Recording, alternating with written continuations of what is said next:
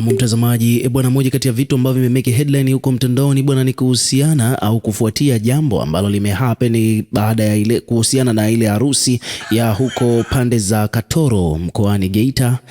Bwana Alikiba ndiye mtu ambaye alikuwa amelipwa kwa ajili ya kwenda kuperform katika harusi ya huyo bilionea. Nitakupa full detail kuhusiana na harusi hiyo huko baadaye, lakini nataka nikujue tu kwamba katika harusi hiyo ya mtoto wa bilionea ambapo inasemekana kwamba bilionea huyo bwana anajihusisha na uchimbaji wa madini, kwa hiyo pesa kwake sio tatizo. Basi bwana Alikiba bwana unaambiwa kwamba amelipwa pesa ndefu kweli kweli kuhudhuria katika harusi hiyo. Unaambiwa kwamba kwa habari ambazo zimetufikia siku ya leo hapa ofisini kwetu ni kwamba influencer kutoka Geita anaitwa Paul Brande amefunguka kuwa mfalme wa Bongo Flava. Alikiba alilipwa kiasi cha shilingi milioni 310 kwa ajili ya kutumbuiza kwenye sherehe ya mtoto wa bilionea mmoja huko Geita Katoro. Kwa mujibu wa Mr. Paul Brande, anakuambia kwamba sherehe hiyo ilifanyika kwa kiwango cha juu sana, huku Alikiba akitajwa kuwa msanii mkuu aliyepamba hafla hiyo kwa burudani ya kipekee. Influencer huyu amefunguka hayo kwenye kipindi cha The Throne cha Crown FM baada ya kuulizwa ni kiasi gani mfalme King Kiba amelipwa kutumbuiza katika hafla hiyo.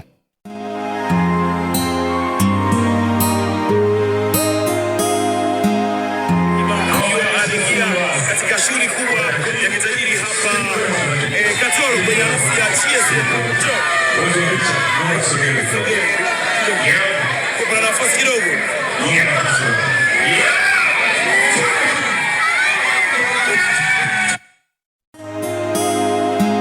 Bwana Alikiba ndiye msanii ambaye alipata nafasi au alipata fursa ya kwenda kutumbuiza katika sherehe hiyo huko Katoro mkoani Geita.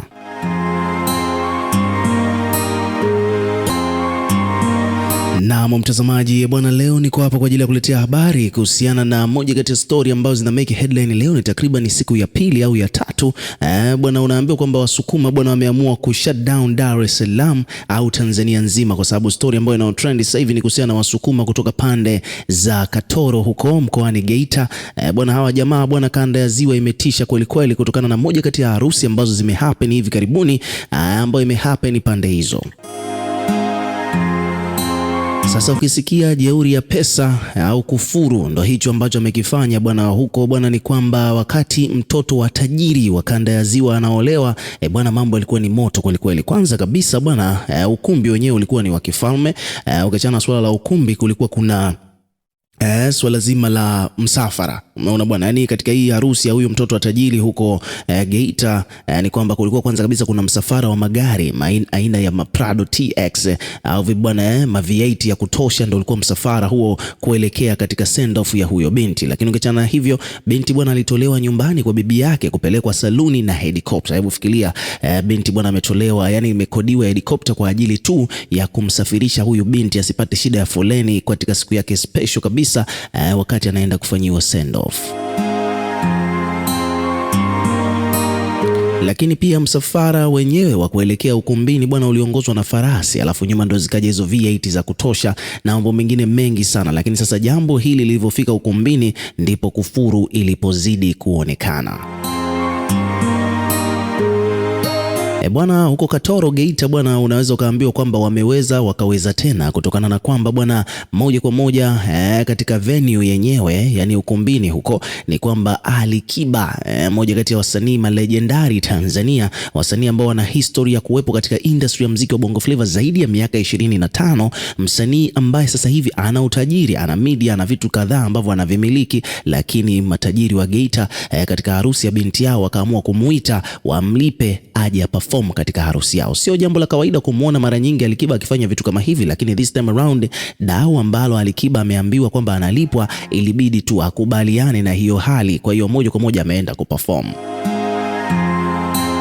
baada ya performance ya Alikiba, matusi ndipo hapo sasa akaanza kuonekana kwenye swala zima la mchango, swala la kutoa zawadi. Zawadi bwana ulikuwa ni mchezo wa pesa, hakuna mtu anayekuja kutoa wala nini, ilikuwa madolari bwana, yani ilikuwa ni madolari mwanzo mwisho, na sio tu madolari ni kwamba pia vile vile bwana tulishuhudia noti za 10,000 za kumwaga. Yani kwa kifupi ni kwamba mtu ambaye ametoa hela ndogo alikuwa ametoa 200,000, lakini zaidi ya hapo ilikuwa ni mamilioni ya mafedha yalikuwa yanatolewa.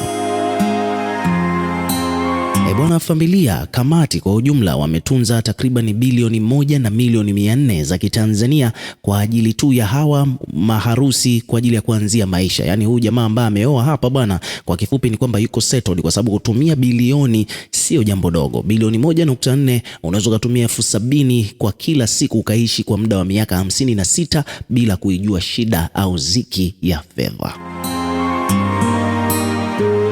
Hiyo ni kwa calculation za haraka haraka bwana, unaambiwa hivyo ndivyo mambo yalivyo bwana. Sasa Paul Brand bwana, huyu ndio chawa wa kanda ya Ziwa, wanamuita hivyo bwana, ni kijana mjanja kwelikweli huko mitandaoni. Amejitokeza na kuipromote hii harusi huko katika mitandao ya kijamii, na ndio ikapelekea kutrendi almost siku ya 3 leo. Bado hii ni moja kati ya talk of the town kwa sasa hivi bwana. Ukizungumzia watu wa Katoro unajua kabisa kwamba unazungumzia mabilionea. Mambo mengi sana yameibuka bwana baada ya ndoa hii. Maana kwanza kabisa Paul mwenyewe ameelezea kuhusiana na jinsi ambavyo walivyokuwa wanatunza fedha na mambo mengine mengi. Nataka usikilize baadhi ya matukio ambayo Paul ameripoti, maana yeye alikuwa ni moja ya watu ambao walikuwa wamealikwa katika harusi hiyo. Kutana yule binti aloisimamisha Kahama. Yani huyu ndo baba yake akasema kwamba mwanangu, siku unaolewa nitakuonesha ufahari, nitakuonesha ukubwa ulionao. Mambo umependeza.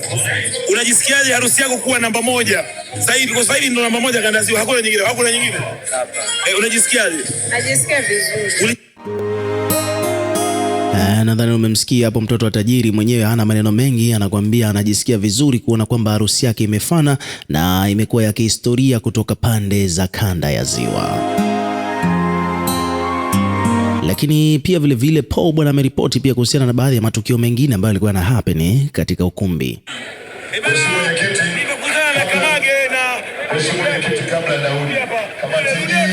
Imekusanywa na kualikwa na ndugu yetu hapa Patrick waseme neno asante.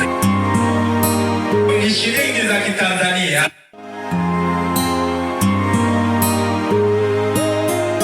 Mheshimiwa Mjusa 500,000 barikiwe. Ruzi Abduli walizajua hapa 500,000. Sawa ni mali mtukufu hapa milioni 1. Mama Amuna 300,000 barikiwe. Masunga Mashauri 500,000. Mzee Tandula Mashauri 300,000. Manuni Genge 500,000. Mzee Waziri Jodi 600,000. Gitu Ngara milioni 1. Mchungaji Didas 300,000. Ubariku sana pasta. Samira 200,000. Chimande Samira. Nyama Zefania Mabadiabi 500,000. Salaga Jofu mwasibu wetu. Mwasibu wa bilioni 1 200,000. Cementi Sogea. Nduma Mahuma wa Geita 500,000 barikiwe. Kamage pesa. Shikilia pesa bovu. Milioni 2 Kamage, ubarikiwe sana. Tunakushukuru. Emmanuel Katsuku 200,000. Sogea Kishushu Mundala wa Kahama 500,000. Tumkundaya 500,000. Mwananga Ruben Magashi